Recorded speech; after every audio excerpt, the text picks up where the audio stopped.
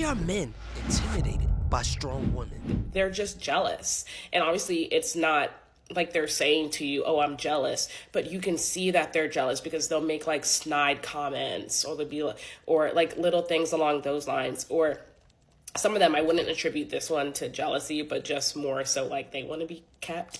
As women continue to earn more money in the workplace, I continue to get asked the same question by my successful female colleagues, which is, where are all the good men at? Why are men intimidated by me? Let's talk about it. I've talked a lot about this before, and people didn't like it too much, like men in particular. But I do think it is a lot harder to date as a woman high earner, and especially as a Black woman high earner. And there's a couple of reasons why I think that is the case, but generally speaking, it is harder to date. And in my experience, one thing that I have noticed is that men, when they like come into your sphere, especially if you're someone who's not necessarily like withdrawn or or like quiet per se, right? Like you have opinions, and they don't like that. Honestly, I'd say yes. Some are, but most aren't. And the first point was, you have opinions. You're opinionated. And men don't like that. When you said that, the first thing I thought was, you're combative and argumentative. You're probably difficult to deal with because you believe you're always right. Now, as a high earning man, I am still always open to the possibility that I'm wrong. Because even though I may be damn near an expert in my field, I am not an expert in life. You're a lawyer. You're educated in law. That's it. So unless you're dating a criminal, you being opinionated about everything outside of law might get annoying. And some of you think that JD, that master's degree, that PhD makes you the smartest person in the world. In fact, a woman I went to college with was discussing a topic about Black men on Facebook. Now, I rarely comment on people's posts, but I thought I was helping her see a different perspective. Yeah, she chewed me out in the comments. Told me she had a master's degree in men's studies, then proceeded to explain to me what it's like to be a Black man, because she studied men for 2 years, even though I've been a Black man my whole life. She thought she knew more about being a man than I did because she had a degree. She threw her degree in my face several times until I let her know I also have a master's degree in business. But if Damon Jones from Shark Tank had a different perspective, I'd at least hear it. But being opinionated might also mean you don't take from anyone. I've noticed that about some high earning women. Not all, but some. They don't take from anyone, which is oftentimes a defense mechanism from your past traumas. You're aggressive because you don't want it to happen again. You have emotional baggage from past relationships that didn't work out. Maybe you've been cheated on or hurt, and now that you have money, you always think someone's trying to take advantage of you, even though they're not. Ladies, a person who always wants to argue is not a desired partner, especially if when you argue, you get emotional. And some of you don't know how to control your emotions. Most men would rather live an average life than live a life of luxury with a woman that's a pain in the ass. And I know the issue with that is, for some ladies, you believe no one hears you until you get an attitude and you start to argue. But we have to find a better way to communicate. Most men aren't scared of a strong woman. They just don't want a problematic woman. But let's talk about the men that are afraid of women who give healthy opinions. Right? And some of them, they just want you to like shut up and be quiet and just be behind them. And that's not me. But also like others of them, they're just jealous. And obviously it's not like they're saying to you, "Oh, I'm jealous," but you can see that they're jealous because they'll make like snide comments, or they'll be like, or like little things along those lines. Or some of them, I wouldn't attribute this one to jealousy, but just more so like they want to be kept. This applies to some men. Men have insecurities. They want a woman they can control, a yes woman, and a strong woman is not a pushover. An insecure man wants a woman he can manipulate, which is why some men date younger women. Now, there's nothing wrong with dating a younger woman as long as your sole reason for dating them isn't because they're easily manipulated. These insecure men want their woman to submit to them, even though they are not a man worth submitting to. We see that in some of these men's spaces, like the red pill community. A man will be fat, out of shape, broke, and still think a woman should submit to him. they should follow his lead, even though he's having trouble leading himself. This young lady stated in a previous video that she makes $500,000 a year, and she's only 27. Another reason it's harder in general, I think, is because once you are making above a certain amount, you usually have a certain kind of lifestyle. And if you want to maintain that lifestyle, but also include your significant other in that lifestyle, they do have to be making within that range, right? I'm not saying that I will only date someone who makes more than me. That's absolutely not the case, but you do need to be probably making, like low to mid six figures, somewhere like 200 or higher, in order for us to have the lifestyle that I envision myself living. And mind you, I'm still working towards the lifestyle that I want to be living. But if I like to take vacations and I like to diversify my investments and do all these different kinds of things, you need to be able to do that too. So young lady, I'm proud of you for that. But all I heard was I. This is what I want. This is what I deserve. Me. That's a turnoff. And I looked at your budget. It's not bad for a 27-year-old, especially making the kind of money you're making. Trust me, I've looked at people's finances before and I've seen way worse, even for people making way more money than her. Now, I have friends that are single, doctors, lawyers, high-earning black men, and we talk about stuff like this all the time. You earn a lot of money, but do you want to work? Probably not. Dr. Dre's ex-wife was a lawyer, but after she met him, I doubt she did much practicing after that. And it's because most people don't want to work. Hell, I don't want to work, so I don't blame y'all. But getting back to your budget, you spent about $7,000 a month on fun. I combined everything I didn't seem as a real expense as fun. Flights, clipping hair, laser, cleaners, credit card, fun. It all adds up to $7,000 a month because I saw you sneaking vacation under savings, so y'all can check my math. But if you were dating one of my friends and they told me you spend that kind of money just on yourself, it's a red flag. And once again, you're not even that bad. I've seen way worse. But I know if you marry my friend and you want to stop working, he's gonna have to cover those bills. You see, the woman who makes a lot of money, dresses expensive, and tends to look expensive scares off the financially responsible man. If you look expensive, he doesn't even want to deal with you. If you always have designer stuff on, he doesn't want to deal with you. If you're always on vacation, he probably doesn't want to deal with you. Because if he can't afford your lifestyle, he won't pursue you. And that doesn't mean he's broke. It just means he doesn't want to pay for that stuff.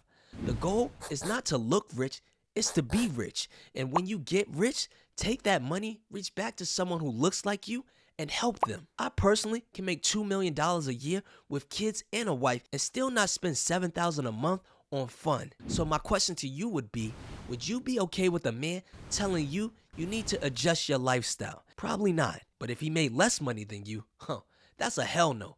He's just a hater and he's jealous, according to most women. That man could never convince you that maybe we don't need to spend $7,000 a month, but maybe we can cut that to $4,000, because most men wouldn't be able to provide financially for a woman making that kind of money. But there are other things men provide. Provision is not money. Provision is infrastructure. If a man has the ability, the mind, the mental sharpness, and the fortitude to come into your life and provide real infrastructure, then he is a provider.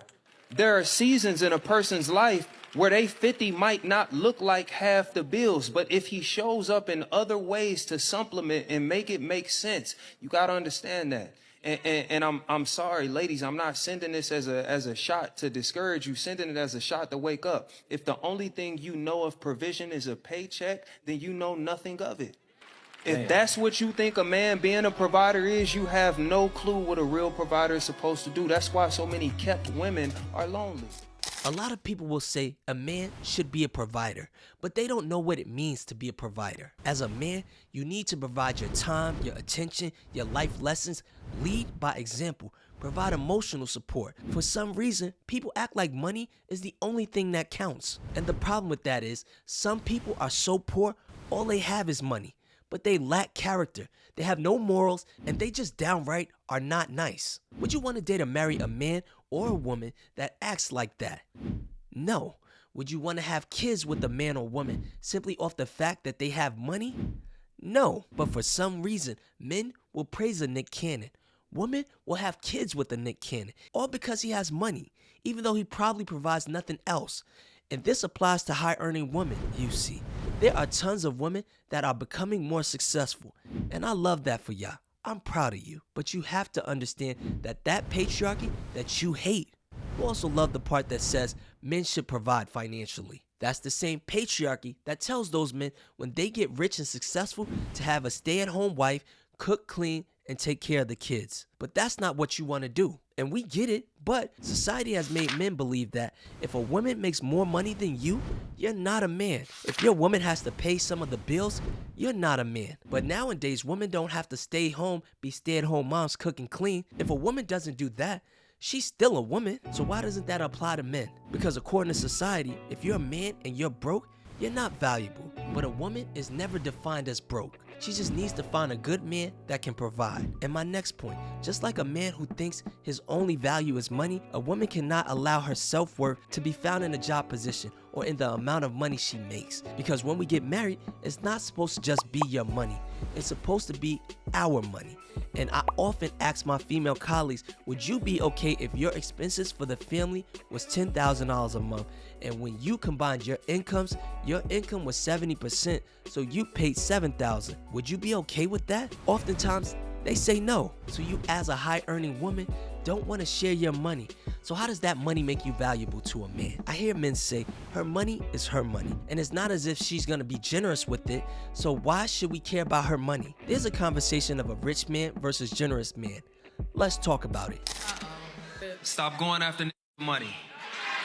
No, wait, because I'm not telling you not to have standards. Go after men that are generous. Because there's a pretty huge difference. A man that's generous is not about how much he makes, it's in his nature to give. And he's going to make sure that he may not be able to buy you the $20,000 purse, he may not be able to, but he's gonna make sure you straight because that's who he is. Yeah. You go after a nigga with money, he might be stingy as So then you gotta get rid of that nigga with money, but a nigga that's generous gotta be generous with something. Like you gotta have something to be generous with. What you gonna give me, air? Generous is about a heart.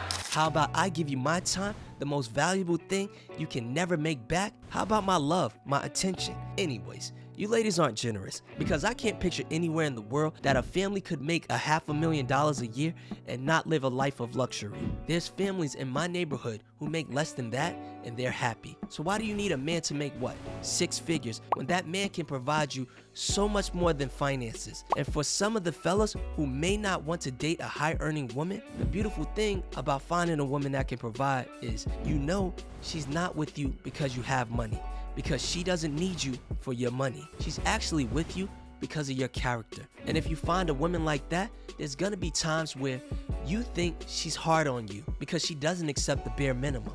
She knows your worth. She's confident in who she is, does her thing, and expects the best out of you. You have to have goals when dealing with a woman like this. Some women have expectations that you need to exceed.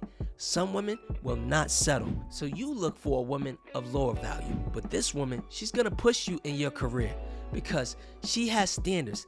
Now, some women's standards are too high, but some are asking for you to be the best version of yourself. And when you find that woman, you keep her, as long as she's your piece. See, ladies, men are not interested in women that create a war zone. They want peace. And ladies, you want a man that will bring you peace as well. So it might not be your money, it might be your attitude that intimidates him.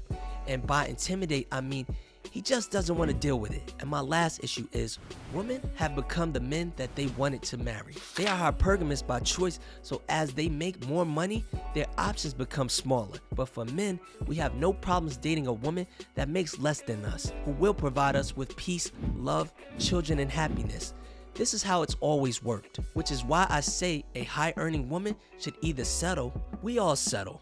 No one has a perfect partner, so you should settle for an average man that treats you right, or you should try to build with a man who's ambitious, because by the time she's at her peak in her career, she's a little older now, and we all get older, But the problem with that is men want kids and youth, and most women are trading their childbearing years for a career. So if you take option 1 and you settle for a man making average money, just know that man is also settling for a woman who probably can't have kids, a woman who probably looks at him as less than a man just because his account doesn't have as many zeros. And most men don't want to do that. I'd rather be respected in a 3-bedroom house than be disrespected in a luxury mansion. I personally prefer building together.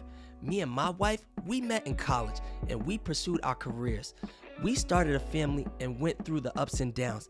She made the sacrifices in me, and I made some sacrifices as well. But that's just me. Also, I took a lot of talking points from this brother right here. He's a good brother, you should follow him. Normally I react to it, but couldn't find places to put it, but I'm gonna leave his channel link in the description below. Also, if you're interested in 9 of the best places to meet single black professionals, check this video out.